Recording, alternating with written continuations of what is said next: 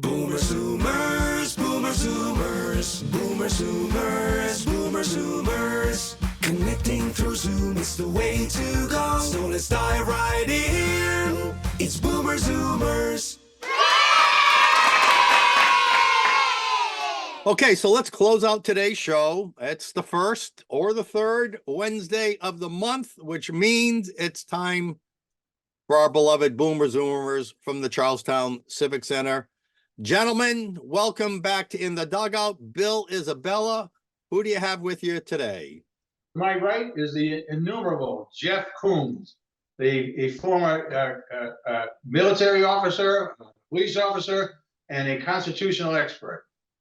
And to the right of him is, well, let me just say Ken McCord. Okay, let me just say. Ken McCord, who's an expert on everything, right? Everything. You took the words right out of my mouth. I like to consider myself a Renaissance man. Oh yeah, Renaissance. Okay. Put him up there with Michelangelo. Yeah, there you go. That's what I love about our Boomer Zoomers, a great sense of humor. All right, if even if it's immodest a little bit. All right, you guys pointed me to this media release from the governor of Texas Yes. website, Greg Abbott. Bill, Isabella, I assume this issue with the border and the Texas stand they're taking is something your group talked about last week. Yes, we did. As a matter of fact, what's going on with the border is obscene. Quite frankly, it's Bill, wrong. lean into the microphone a little more. What is going on at the border is absolutely obscene. The federal government has an obligation, according to the Constitution, and I believe I quoted the chapter and verse from the Constitution. It has a right to protect our border, and if it doesn't protect the border, the governor of the state has also an obligation to protect his border because these are his citizens. As a matter of fact, under the Uniform Code, also known as the Code of Federal Regulations, there's a chapter in there, it's Article 8, Section 12, that speaks specifically to that and what it is. Now, many people have heard about the Uniform Code, but I'm going to give you a brief description. I'm going to read a description from the federal government about what the Uniform Code is. Uniform code of what? Uniform Code of Conduct. The way our government works, Mike, is you get a Constitution, which is a framework for everything. Okay, and that establishes government and how it's going to work, how it's going to run. Yeah. So the Uniform Code is like an SOP, a standard operating procedure or a code of operations. And according to the federal government, the Code of Federal Regulations Annual Edition is a codification of the general and permanent rules published in the Federal Register by the departments and agencies of the federal government. It is divided into 50 titles that represent broad areas subject to federal regulation. The 50 subject matter titles contain one or more individual volumes, which are updated once each calendar year on a staggered basis. The annual update cycle is as follows. Titles 1 to 16 are revised January 1, 17, 27 are revised in April 1 to titles 28 are revised in July. It goes on to say each title is divided into chapters which usually bear the name of the issuing agency. So basically, all the agencies fall into this Uniform Code.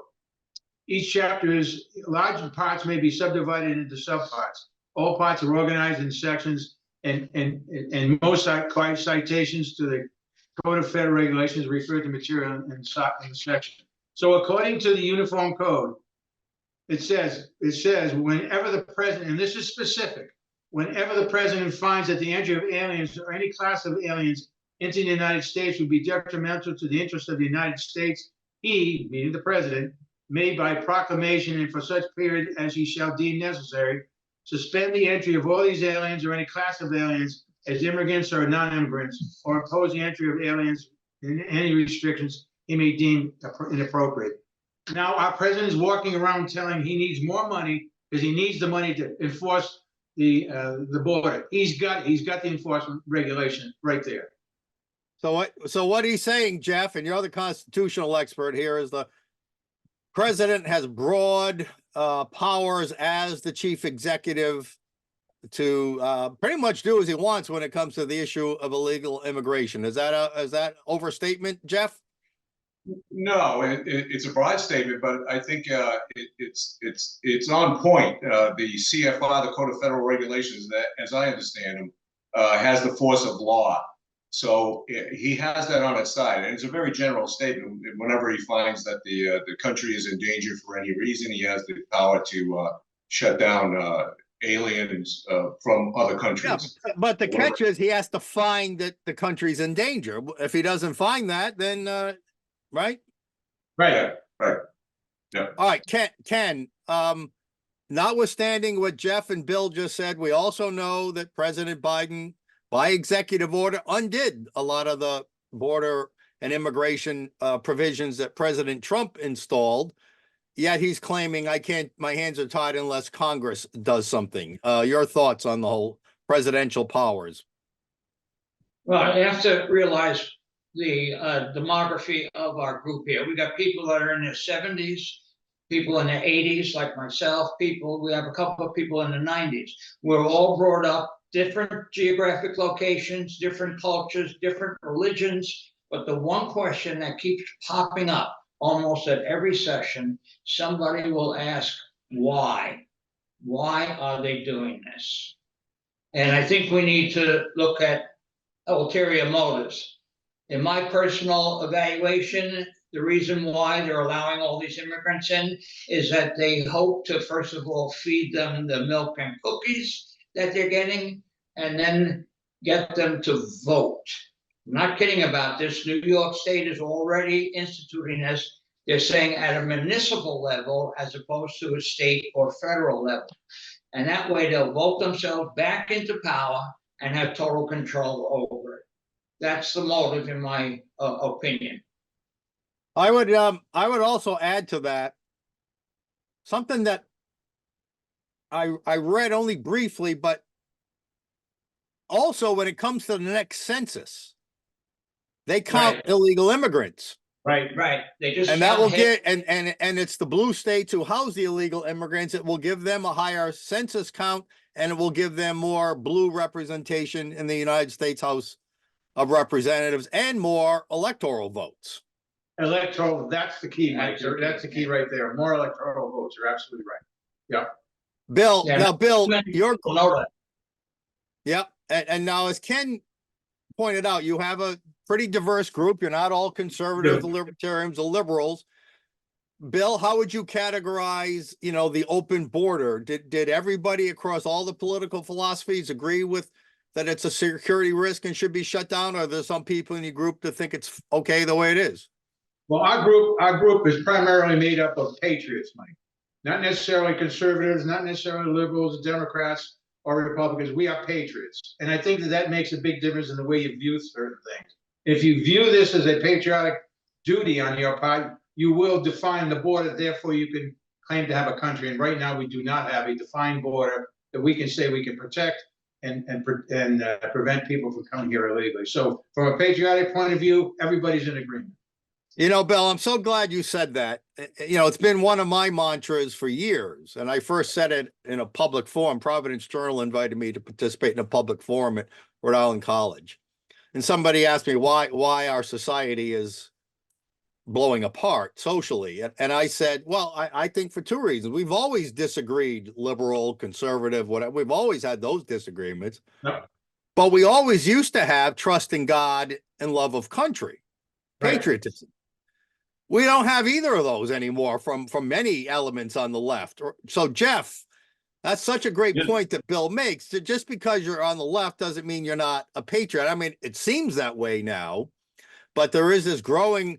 So there are, I think, JFK Democrats are patriots, right? Right. They don't appear to be in his number. Jeff, your thoughts on all love of God? Love of country, trust in God. My angle there. Well, I think you're absolutely right. I mean, we were founded as a Christian nation.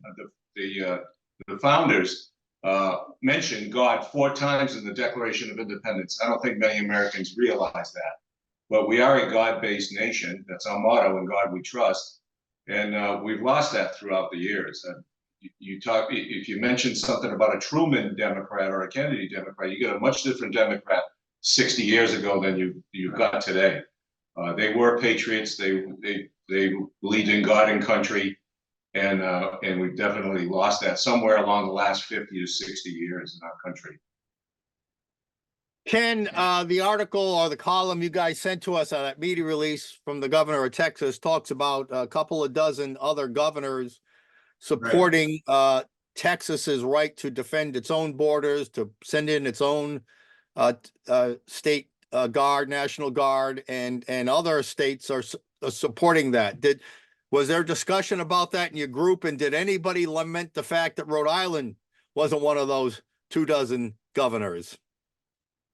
Well, you have to understand something, that even though we meet on a regular basis in one room and have our discussions, frequently, when our time is up, we break into little groups. Right. So we have True. individual little discussions that are going on. And from my experience with some of these groups, that we support all the actions that are trying to take place at the border in terms of our Border Patrol, National Guard, the various ports of entry and everything. However, what I have sensed as a general feeling is that regardless of what steps we're taking and however much money is being thrown at it, or however much support we get, it needs to be more aggressive. Let me jump in here for a second. Ken, I absolutely agree. Unfortunately, most people listen to media of some sort, whether it's social media, whether it's legacy media, and unfortunately, neither social or legacy media they're not reporting this issue correctly. They parse something and then they show it. They show the poor starving person.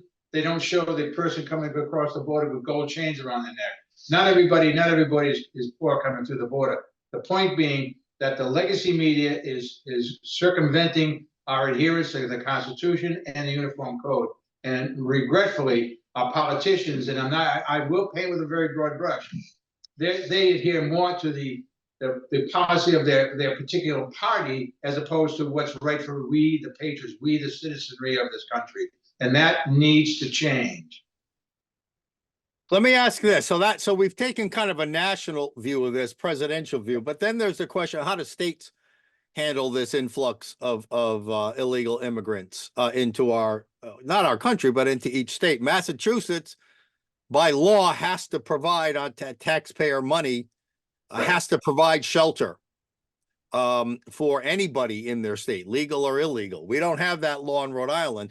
But yet the call has gone out for families to bring illegals into their home. Jeff, was any of that discussed about how Rhode Island government or Rhode Islanders? We know that they're filling up our classrooms with slow learn. Hey, when you can't speak the language, you can't learn as Right. quick, and you slow down everybody else. Was there much discussion, Jeff, about how Rhode Island is responding to this? There was some discussion about it.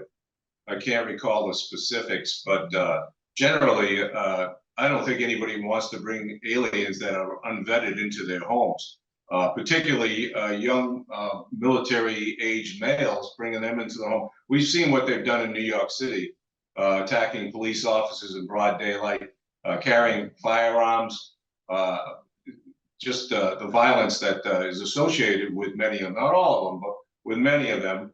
And just to bring these people into your home with your family, virtually sight unseen, is preposterous, I think. You know, Mike, you say that we don't have the law, but recently the state of Rhode Island brought the hammer down on zoning laws in every city and town. Basically, the state of Rhode Island, I'm being very loose with the terminology here, but they're taking over the zoning requirements in each city and town. They're mandating what they must do, and a part of that has to do with low-income housing. That's just another word for bringing in places to dwell people who are not here legally, in my opinion. Yeah, you're right. That's part of it. And Ken, I'm a boomer. I'm a boomer as well. You're boomers. We're Zooming together, thus our name. But we all grew up. Part of the American dream was to have your own home, the white picket fence. But to Bill's point, the left, the woke, the progressives, many in our legislature now think that single family home zoning is racist.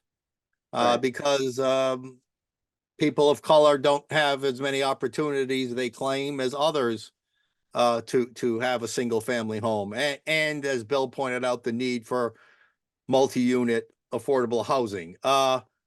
This is actually destroying the American dream, is it not, Ken? Yeah, that and the high mortgage rates, high interest rates and stuff. But a point on what was discussed last week, one of the major concerns that people had, not necessarily or specifically with Rhode Island, with these illegal immigrants, is a health concern. Yeah. Mhm. Unvetted. You said that, or somebody said that earlier, you know, these unvetted aliens coming, we don't know anything about them. We don't know about their criminal history. We don't know about their medical history. We don't know about, you know, anything. And it's got to be a security risk, not only nationally, but to anybody who reaches out to them, because you can't judge a book by its cover. You just don't know. All right, Bill, we're going to wrap up. What's on your guys' agenda today that we might be talking about in a few weeks? Well, I can almost guarantee we're going to be talking about the Black National Anthem in a couple of weeks. And is that Okay. is it? I think it's awfully divisive, personally. We're also going to be talking about the Twitter file, and that goes back a little while here, but the Twitter files now even more so with what Taibbi and Sullenberger released yesterday about some kind of a binder with all these notes in it, bringing to the surface the fact that what happened to Trump Yep. back early on is all wrong. I mean, there's just so much going on, so much corruption within our government, the FBI, the CIA, the DOJ, et cetera, et cetera, et cetera. That's what we're going to be talking about, Tim. Well, we look forward to that discussion, and we're so privileged to know that there are patriots like you three and your whole group who will flush out these issues and make right of them and make the whole world right again. We have confidence in you as Boomer Zoomers to do that. Ken McCourt, Jeff Koons, Bill Isabella, thank you again for joining me here on In the Dugout. My pleasure. Thank you. Folks, the Boomer Zoomers from the Charlestown Senior Center, and now it's my turn to wish you adieu. For In the Dugout, Mike Stenos out. We'll see you next game.